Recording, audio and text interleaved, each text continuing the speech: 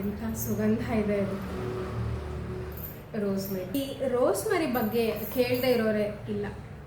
Rosemary essential oils, rosemary perfumes ಅಷ್ಟೇ ಅಲ್ಲದೆ ಅಡುಗೆಗಳಿಗೂ ಕೂಡ ಈ ರೋಸ್ಮೆರಿನ ಬಳಸ್ತಾರೆ. ಹಾಗಾದರೆ ಬನ್ನಿ ಈ ರೋಸ್ಮೆರಿ ಅಂದರೆ ಏನು ಅಂತ ತಿಳ್ಕೊಳ್ಳೋಣ. ಸಾಲ್ವಿಯಾ ರೋಸ್ ಮ್ಯಾರಿನಸ್ ಅಂತ ವೈಜ್ಞಾನಿಕವಾಗಿ ಕರೆಯುವ ಈ ಸಸ್ಯವನ್ನು ಆಂಗ್ಲ ಭಾಷೆಯಲ್ಲಿ ರೋಸ್ಮೆರಿ ಅಂತ ಕರೀತಾರೆ. ಇದು ಮೂಲ ಯಾವುದು ಅಂತಂದರೆ ಮೆಡಿಟೇರಿಯನ್ ರೀಜನ್ ಜೊತೆಗೆ ಸ್ಪೇನ್ ಮತ್ತು ಪೋರ್ಚುಗೀಸ್ ಆ ಭಾಗಗಳ ಮೂಲ ಸಸ್ಯ ಇದು ಲ್ಯಾಮಿಯೇಸಿ ಅನ್ನುವಂಥ ಸಸ್ಯ ಕುಟುಂಬಕ್ಕೆ ಸೇರ್ಪಡೆಯಾಗಿದೆ. ರೋಸ್ಮೆರಿ ಗಿಡ ಒಂದು ಶ್ರಬ್. ಈ ಗಿಡದ ಎಲೆಗಳನ್ನು ನೀವು ಅಬ್ಸರ್ವ್ ಮಾಡಿದರೆ ಈ ನಮ್ಮ ದಾಸವಾಳನೋ ಅಥವಾ ಗುಲಾಬಿಯ ಥರನೋ ಅಗಲವಾದ ಎಲೆಗಳು ಇಲ್ಲದೆ ಒಂದು ರೀತಿಯಾಗಿ ಸೂಜೆ ಥರ ಎಲೆಗಳು ಇವೆ. ಈ ರೀತಿಯಾಗಿ ಎಲೆಗಳು ಇರೋದ್ರಿಂದ ಈ ರೀತಿಯಾಗಿರೋ ಎಲೆಗಳನ್ನು ನಾವು ನೀಡಲ್ ಲೀಫ್ ಅಂತ ಕರಿತೀವಿ. ಹಾಗಾಗಿ ರೋಸ್ಮೆರಿಗೆ ಈ ನೀಡಲ್ ಶೇಪ್ ಅಥವಾ ನೀಡಲ್ ಲೀಫ್ಗಳು ಇದೆ. ಇನ್ನು ಇದರ ಹೂಗಳ ಬಗ್ಗೆ ಹೇಳೋದಾದರೆ 3 ವೇರಿಯೇಷನ್ಸಲ್ಲಿ ಹೂಗಳನ್ನು ಬಿಡ್ತದೆ, 3 ಕಲರಲ್ಲಿ. ಒಂದು ವೈಟ್, ಇನ್ನೊಂದು ಪಿಂಕ್, ಇನ್ನೊಂದು ಬ್ಲೂ. ಈ ವೇರಿಯೇಷನ್ಸಲ್ಲಿ ನಾವು ಫ್ಲವರ್ ವೇರಿಯೇಷನ್ಸನ್ನು ನೋಡ್ಬೋದು ಈ ರೋಸ್ಮೆರಿಯಲ್ಲಿ. ಈ ರೋಸ್ಮೆರಿ ನಮ್ಮ ಆರೋಗ್ಯದ ಮೇಲೆ ಮಾಡುವಂಥ ಪರಿಣಾಮಗಳ ಬಗ್ಗೆ ಪಟ್ಟಿ ಮಾಡ್ತಾ ಹೋಗೋಣ. ಮೊದಲನೇದು, ಈ ರೋಸ್ಮೆರಿಯಲ್ಲಿ ಆ್ಯಂಟಿ ಆಕ್ಸಿಡೆಂಟ್ಸ್ಗಳು ಇವೆ. ಈ ಆ್ಯಂಟಿ ಆಕ್ಸಿಡೆಂಟ್ಸ್ಗಳ ಕೆಲಸ ಏನು ಅಂತಂದರೆ ನಮ್ಮ ದೇಹದಲ್ಲಿ ಉತ್ಪತ್ತಿಯಾಗುವಂಥ ಫ್ರೀ ರ್ಯಾಡಿಕಲ್ಸ್ಗಳ ಜೊತೆಗೆ ಯುದ್ಧ ಮಾಡುವಂಥ ಶಕ್ತಿಯನ್ನು ಹೊಂದಿರ್ತವೆ. ಈ ಫ್ರೀ ರ್ಯಾಡಿಕಲ್ಸು ಮಾರಣಾಂತಿಕ ರೋಗಗಳನ್ನು ತರಬಹುದು. ಅಂಥ ಫ್ರೀ ರ್ಯಾಡಿಕಲ್ಸ್ಗಳ ಜೊತೆಗೆ ಯುದ್ಧ ಮಾಡುವಂಥ ಶಕ್ತಿ ಈ ಆ್ಯಂಟಿ ಆಕ್ಸಿಡೆಂಟ್ಸ್ಗಳು ಹೊಂದಿರ್ತವೆ.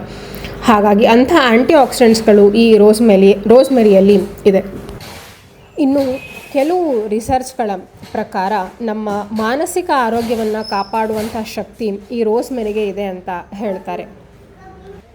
ನಮ್ಮಲ್ಲಿ ಉಂಟಾಗುವಂಥ ಡಿಪ್ರೆಷನ್ ಇರ್ಬೋದು, ಸ್ಟ್ರೆಸ್, ಅವುಗಳನ್ನು ಕಮ್ಮಿ ಮಾಡುವಂಥ ಗುಣ ಈ ರೋಸ್ಮೆರಿಯಲ್ಲಿ ಇದ್ದು ನಮ್ಮ ಮೂಡನ್ನು ಬೂಸ್ಟ್ ಮಾಡುವಂಥ ಕೆಪಾಸಿಟಿ ಈ ರೋಸ್ಮೆರಿಗೆ ಇದೆ. ಹಾಗಾಗಿ ನಮ್ಮ ಆರೋಗ್ಯವನ್ನು, ಮಾನಸಿಕ ಆರೋಗ್ಯವನ್ನು ಕಾಪಾಡುವಂಥ ಕೆಪಾಸಿಟಿ ಈ ರೋಸ್ಮೆರಿಗೆ ಇದೆ ಅಂತ ಹೇಳಬಹುದು. ಇನ್ನು ಆಬಾಲ ವೃದ್ಧರವರೆಗೂ ಎಲ್ಲರಿಗೂ ಇರುವಂಥದ್ದು 2 ಸಮಸ್ಯೆಗಳು ಅಥವಾ 2ರ ಆರೋಗ್ಯದ ಬಗ್ಗೆ ಹೆಚ್ಚು ಕಾಳಜಿಯನ್ನು ನಾವೆಲ್ಲರೂ ವಹಿಸ್ತೇವೆ. ಒಂದು ನಮ್ಮ ಚರ್ಮ, ಇನ್ನೊಂದು ಕೂದಲು. ಇದಕ್ಕೂ ಕೂಡ ಈ ರೋಸ್ಮೆರಿಯಲ್ಲಿ ಪರಿಹಾರ ಇದೆ. ಈ ರೋಸ್ಮೆರಿಯಲ್ಲಿ ಆ್ಯಂಟಿ ಇನ್ಫ್ಲಮೇಟ್ರಿ ಮತ್ತು ಆ್ಯಂಟಿ ಏಜಿಂಗ್ ಪ್ರಾಪರ್ಟೀಸ್ಗಳು ಇವೆ. ರೋಸ್ಮೆರಿಯಲ್ಲಿ ಕಾರ್ಸೋನಿಕ್ ಆ್ಯಸಿಡ್ ಅನ್ನುವಂಥ ಒಂದು ಅಂಶ ಇರೋದರಿಂದ ಅದು UV ಕಿರಣಗಳಿಂದ ಆಗುವಂಥ ತೊಂದರೆಗಳಿಂದ ನಮ್ಮ ಚರ್ಮದ ರಕ್ಷಣೆಯನ್ನು ಮಾಡುತ್ತದೆ. ಹಾಗಾಗಿ ನಮ್ಮ ಚರ್ಮದ ಆರೋಗ್ಯವನ್ನು ಕಾಪಾಡಿಕೊಳ್ಳೋದಕ್ಕೆ ಈ ರೋಸ್ಮೆರಿ ಮುಖ್ಯ. ಈ ರೋಸ್ಮೆರಿ ಎಸೆನ್ಷಿಯಲ್ ಆಯಿಲನ್ನು ಇನ್ಹೇಲ್ ಮಾಡ್ತಾರೆ. ಬಿಸಿ ನೀರಿರುವಂಥ ಒಂದು ಡಿಸ್ಪೆನ್ಸರಲ್ಲಿ ಎಸೆನ್ಷಿಯಲ್ ಆಯಿಲನ್ನು ಹಾಕಿ ಅದರಿಂದ ಬರುವಂಥ ಸ್ಟೀಮನ್ನು ಇನ್ಹೇಲ್ ಮಾಡ್ತಾರೆ. ಈ ರೀತಿಯಾಗಿ ಚರ್ಮದ ಆರೋಗ್ಯವನ್ನು ಕಾಪಾಡಿಕೊಳ್ಳುವ ಪದ್ಧತಿಯು ಉಂಟು. ಇದಲ್ಲದೆ ನೇರವಾಗಿಯೂ ರೋಸ್ಮೆರಿ ಎಸೆನ್ಷಿಯಲ್ ಆಯಿಲನ್ನು ಚರ್ಮಕ್ಕೆ ಹಚ್ಕೊಳ್ಳೋದು ಉಂಟು. ಹೆಚ್ಚು ಕಾನ್ಸಂಟ್ರೇಷನ್ ಇರೋ ಈ ಎಸೆನ್ಷಿಯಲ್ ಆಯಿಲನ್ನು ಬೇರೆ ಎಣ್ಣೆ ಜೊತೆಗೆ ಮಿಕ್ಸ್ ಮಾಡಿ ಹಚ್ಕೊಳ್ತಾರೆ. ಉದಾಹರಣೆಗೆ ಕೊಬ್ಬರಿ ಎಣ್ಣೆ ಇರ್ಬೋದು ಅಥವಾ ಬಾದಾಮ್ ಎಣ್ಣೆ ಜೊತೆಗೆ ಅದನ್ನು ಮಿಕ್ಸ್ ಮಾಡಿ ಹಚ್ಕೊಳ್ತಾರೆ. ಈ ರೀತಿಯಾಗಿ ಕೂಡ ಚರ್ಮದ ಆರೋಗ್ಯವನ್ನು ಕಾಪಾಡಿಕೊಳ್ಬಹುದು.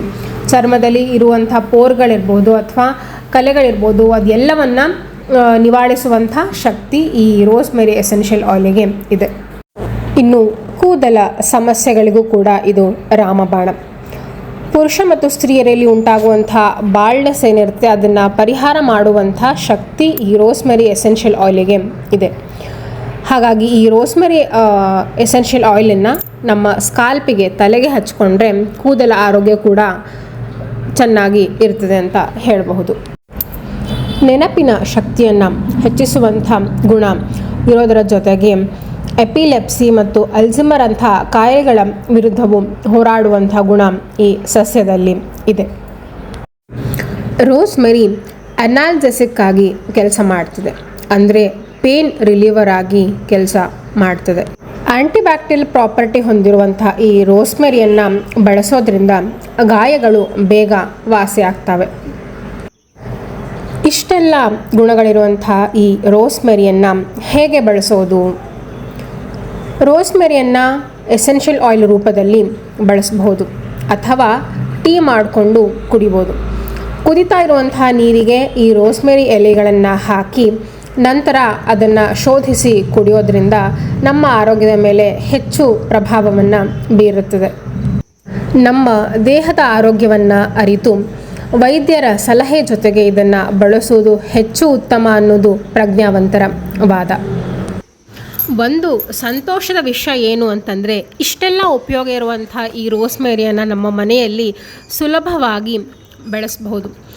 ಒಂದೇ ಒಂದು ಸಣ್ಣ ಕಟ್ಟಿಂಗ್ ಇಟ್ಟರೂ ಸಾಕು, ಆ ಕಟ್ಟಿಂಗಿಂದ ರೋಸ್ಮೆರಿ ಗಿಡ ಚೆನ್ನಾಗಿ ಬೆಳೀತದೆ. ಹಾಗಾಗಿ ಇದನ್ನು ನಮ್ಮ ಮನೆಯ ಗಾರ್ಡನ್ನಲ್ಲೂ ಕೂಡ ಬೆಳೆಸಬಹುದು. ಇನ್ನು ಕೊನೆಯದಾಗಿ ನನ್ನನ್ನು ಕಾಡಿದ್ದು ಒಂದು ಪ್ರಶ್ನೆ, ರೋಸ್ಮೆರಿ ಸಸ್ಯದ ಬಗ್ಗೆ ಆಯುರ್ವೇದದಲ್ಲಿ ಉಲ್ಲೇಖ ಇದೆಯಾ ಅಂತ. ಹೌದು, ಆಯುರ್ವೇದದಲ್ಲಿ ಈ ಸಸ್ಯವನ್ನು ರುಜುಮಾರಿ ಅಥವಾ ರುಸುಮಾರಿ ಅಂತ ಕರೀತಾರೆ. ಇದಿಷ್ಟಾಗಿತ್ತು ಈ ರೋಸ್ಮೆರಿಯ ಬಗ್ಗೆ ಮಾಹಿತಿ. ನಿಮ್ಮೆಲ್ಲರಿಗೂ ಈ ವಿಡಿಯೋ ಇಷ್ಟ ಆಗಿದೆ ಅಂತ ಅನ್ಕೋತೀನಿ.